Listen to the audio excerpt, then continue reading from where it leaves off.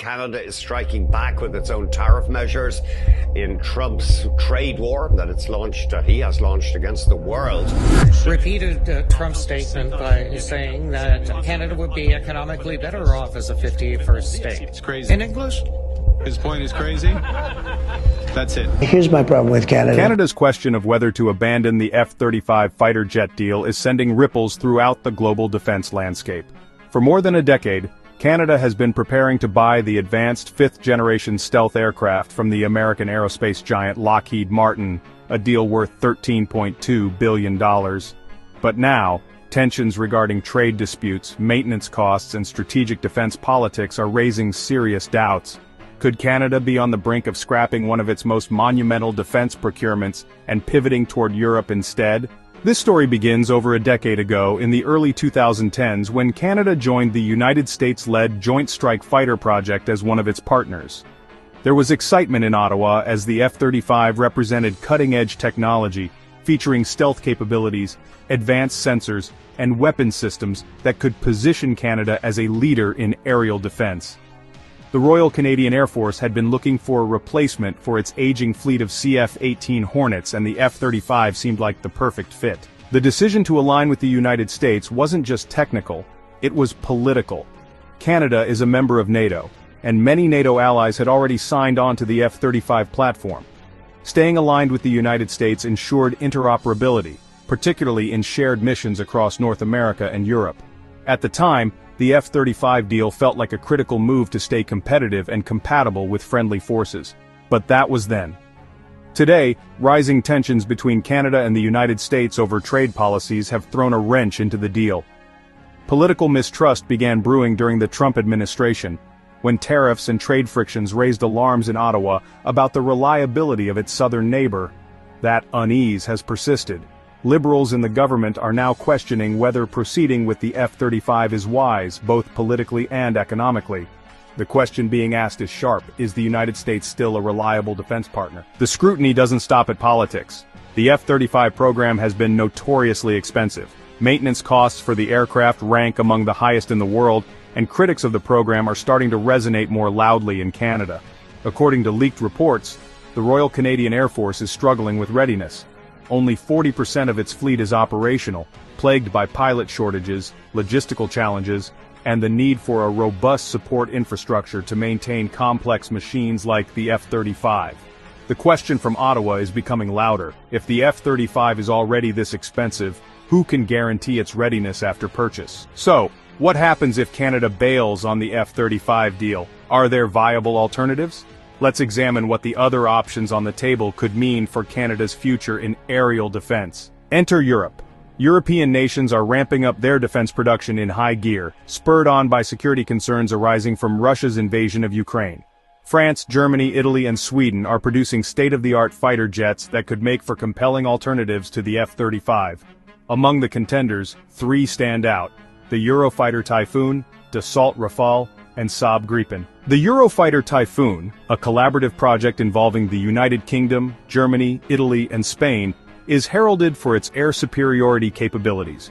While it lacks stealth technology comparable to the F-35, the Typhoon excels at high-altitude long-range patrols, an important factor given Canada's vast northern geography.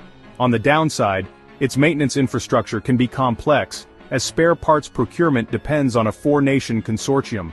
And while cheaper than the F-35, the Typhoon is still no bargain. Yet its compatibility with NATO standards keeps it firmly in the conversation. Next is the Dassault Rafale, the pride of the French military aviation industry. A multi-role fighter jet designed for versatility, the Rafale can handle air superiority, ground attack, and naval operations with ease. Although its stealth capabilities aren't as advanced as the F-35, it features a low radar signature and highly capable sensors. Countries that have invested in the Rafale, including India, Egypt, and Greece, have all expressed satisfaction. Economically, the Rafale's price tag varies depending on the buyer, but it often comes in slightly cheaper than the F-35. With its dual-engine design and adaptability to various missions, there's growing support in Ottawa for a partnership with French defense manufacturers. Then there's the Saab Gripen, Sweden's affordable fourth-generation fighter jet. The Gripen emphasizes ease of maintenance and versatility, making it well-suited for operations in cold climates like Canada's northern territories. It's light, single-engine, and built for short runway operations, ideal for dispersed basing scenarios in remote areas.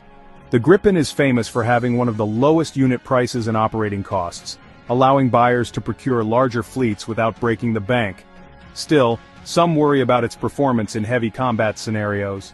Stealth technology and bombing capabilities aren't the Saab Gripen's strong suit, and while it's an admired workhorse, questions remain as to whether it's robust enough for Canada's long-term needs. Let's not forget geopolitics. If Canada opts for a European jet, what does it mean for its relationship with the United States? While a move away from the F-35 would signal dissatisfaction with U.S. trade tensions, it could also jeopardize critical defense programs like NORAD, which depend on close coordination between the nations. Yet Canada's potential for a deeper partnership with Europe is enticing. The European Union's plans for joint defense procurement could bring costs down significantly, and Canadian engineering expertise might even find a home in European manufacturing projects for new fighter jets or drones. Still, there are risks. The European defense manufacturers are swamped with orders due to the war in Ukraine. Large deliveries to buyers like Greece, India, Croatia, and Sweden could delay Canada's own acquisition timeline. In the meantime, Ottawa would have to rely on its aging fleet of CF-18s, which are less than ideal considering that only 40% are combat-ready. Some experts argue that canceling the F-35 could leave Canada vulnerable in the short term, and it's unclear whether the benefits of switching to a European model would outweigh the risks. It's also worth considering whether Canada could opt for a different American model. The F/A-18E or F Super Hornet, or the F-15X from Boeing are alternatives worth evaluating. Both planes offer high performance, but selecting them would leave Ottawa in the same predicament of depending entirely on the United States for defense procurement, a less than ideal scenario in light of recent trade conflicts. Ultimately, Canada faces a crucial decision. The F-35 represents advanced fifth-generation stealth technology and global integration, particularly within NATO. But it's expensive, high-maintenance, and politically fraught. On the other hand, European alternatives such as the Typhoon, Rafale, and Gripen offer compelling advantages in cost, climate adaptability, and strategic independence, even if they fall short in some areas. The coming weeks in Ottawa will be critical.